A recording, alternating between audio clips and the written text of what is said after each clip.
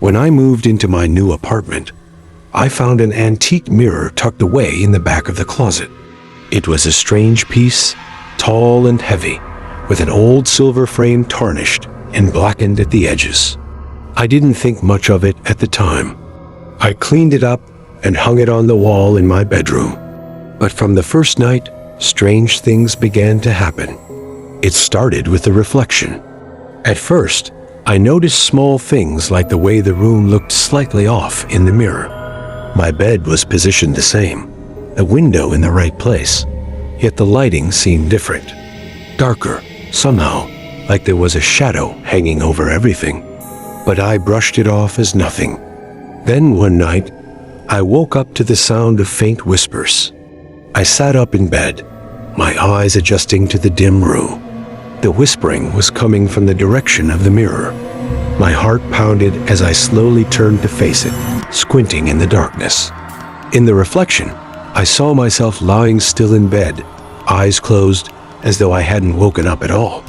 But then, I saw something else. A shadowy figure moved just beyond my reflection, standing near the foot of my bed. My pulse raced, but I told myself it was just a trick of the light or my sleepy eyes playing tricks on me.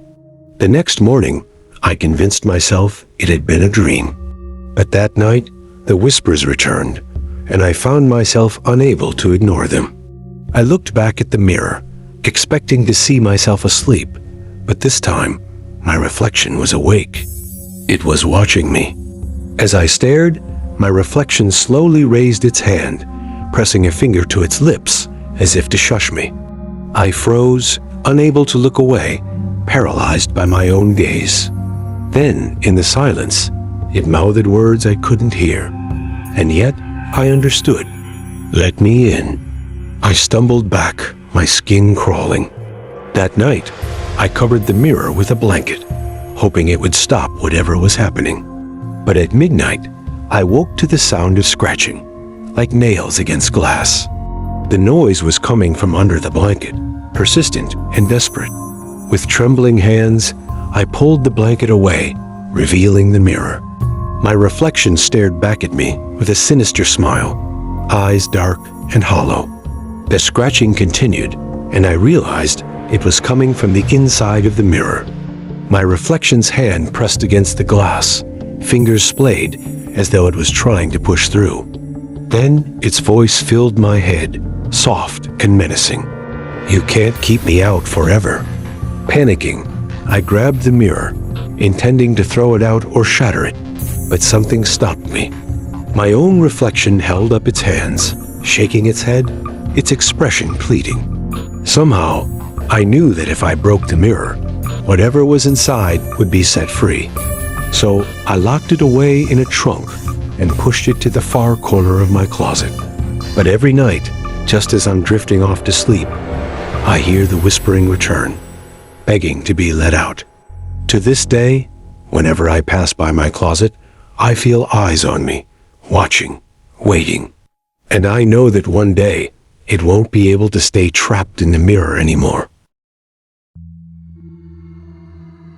A few years ago, I inherited my great-aunt Clara's house, a sprawling old Victorian that sat at the edge of a dark forest. She had passed under mysterious circumstances, and as the last living relative, the house was passed down to me. Aunt Clara was known for her collection of oddities, strange artifacts she'd picked up over years of travel. I'd heard stories of her treasures, but I didn't realize the extent of her collection until I started going through her things. The three items that stood out most were a tall, antique mirror, a cracked porcelain doll, and a weathered music box. They were tucked away in a small room at the top of the house, as though they'd been hidden deliberately. Each of them seemed to have a presence, a strange, unsettling feeling that made my skin crawl. But curious as I was, I couldn't resist taking a closer look. The mirror was the first thing I noticed. It was impossibly tall, with an ornate silver frame covered in strange, unfamiliar symbols. Standing in front of it, I felt an odd weight on my shoulders, like something heavy pressing down. As I looked into it, I realized that the reflection was slightly wrong.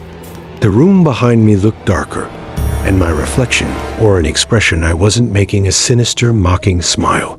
I stepped back, startled, but my reflection lingered just for a second before it snapped back into sync with me. From then on, every time I looked in the mirror, I saw flashes of movement behind me, shadows that twisted and disappeared as soon as I tried to focus on them. The doll. The doll sat on a high shelf, its porcelain face cracked with one eye half closed. Its dress was tattered, faded with age, but it still had an eerie charm. When I picked it up, I could feel the cool porcelain, heavier than I expected. But as I held it, I could have sworn I felt a faint here. That night, as I lay in bed, I heard a faint shuffling sound coming from the hallway. I got up to check, and there was the doll, sitting in the middle of the floor, staring at me with its one good eye. I put it back on the shelf, but every night after that, I found it in a different place, each time closer to my bedroom door. And every morning, the crack in its face seemed to widen just a little more. The music box. Finally, there was the music box, intricately carved with delicate roses and vines. When I opened it, it played a hauntingly beautiful tune, one that was oddly familiar, like a lullaby from a forgotten dream. But as I listened, I heard whispers beneath the melody, faint and overlapping, like dozens of voices trapped inside. One night, I woke to the sound of the music box playing by itself, the melody echoing down the hallway. I got up, heart pounding, and followed the sound to the attic room where the artifacts were kept. There, in the darkness, I saw the mirror, the doll, and the music box all positioned in a circle on the floor, as if they'd been placed that way on purpose. And then I saw her. Aunt Clara's reflection appeared in the mirror, her face twisted with fear. She looked directly at me and mouthed something, her voice echoing in my mind. "They're bound to this house. Leave while you can." The doll's eyes seemed to glisten, almost as if it were wet, and the music box began to play faster, the tune distorting, growing louder. The mirror's surface rippled, and Aunt Clara's face melted into a darkness that seemed to pull everything toward it.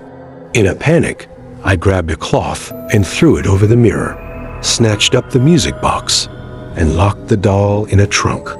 But from that day on, I could still hear the music playing faintly, as though it were seeping through the walls. The doll's footsteps echoed outside my room at night, closer each time, and sometimes, in the mirror's reflection, I'd catch a glimpse of Aunt Clara's terrified face, silently warning me of what was yet to come. One night, I couldn't take it anymore. I packed a bag, left the house, and never returned. The relics were left behind, but sometimes I still hear that faint, cursed melody and see shadows in mirrors that aren't quite right. And I know, somehow, that they're still waiting for me to come back. It was during a spring cleaning that I found a dusty, framed photograph shoved to the back of an old cabinet. The photo was in black and white, yellowed with age, showing a family standing in front of an old farmhouse. They looked like they were from another time, dressed in clothes from the early 1900s, their faces somber all except for one man standing to the side. He was smiling wide, too wide, his mouth stretched into an unnatural grin that didn't reach his dark, hollow eyes. Curious, I asked my grandmother about it. Her face fell when she saw the photo. "Where did you find this?" she whispered, her voice trembling. "It was in the cabinet," I replied, confused by her reaction. She took a deep breath, her hands shaking slightly. That's your great-great-uncle Edward," she said, her voice barely a whisper. "He disappeared shortly after this photograph was taken. Some say he was cursed." I laughed it off, thinking she was just trying to spook me. But that night, as I lay in bed, I couldn't get the image of Edward's face out of my head, that unsettling smile, those empty eyes. I got up to get a drink, passing by the hallway where I'd left the photograph leaning against the wall. That's when I noticed something strange. Edward's face in the photograph, it looked different. The smile seemed wider, more menacing, and his eyes, they seemed to follow me. I chalked it up to my imagination and went back to bed, trying to shake off the creeping feeling of unease. But over the next few days, I noticed more unsettling things.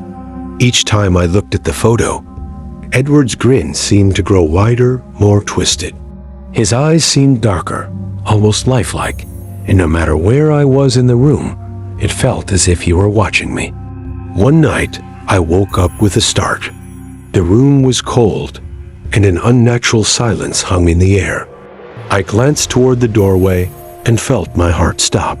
There, standing just beyond the threshold, was the man from the photograph, Uncle Edward, with that same wide, unnatural grin. His eyes locked onto mine, dark and hollow, like two pits of darkness. I tried to scream, but no sound came out. He took a step forward, his smile widening even further, and I felt a suffocating dread wash over me. He whispered, his voice low and sinister, "You've seen me now, and I see you?" In a panic, I bolted from my room, ran down the hall, and grabbed the photograph. I threw it into the fireplace and watched as the flames devoured it, his grinning face twisting and distorting as the fire consumed it. I thought it was over, that the nightmare was finally gone. But the next morning, as I walked past the spot where the photo had been, I froze. There, on the wall, was a faint, shadowy outline of Uncle Edward's face, still smiling, his eyes watching me from the charred wall. And that night, when I turned off the lights, I could feel him, standing at the foot of my bed, grinning in the darkness.